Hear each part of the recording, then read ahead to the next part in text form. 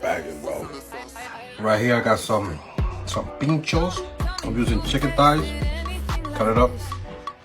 Season it with my regular seasoning. Some mustard, some oyster sauce, and some olive oil, and some garlic. Put it in the fridge for at least an hour. Right here I have my olive oil. I got garlic, cilantro, and recao in here. Been sitting here for a few days. Add some of that on.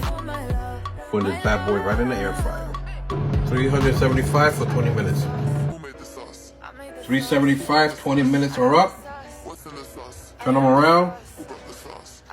Look how juicy they look. We cooked them on low heat.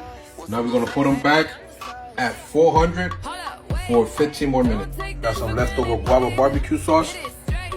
Gonna put some on. Right enough air fryer. Slap some red pepper flakes on it with a Hawaiian bread. And this beautiful pincho is done. Look at this. Nothing fancy.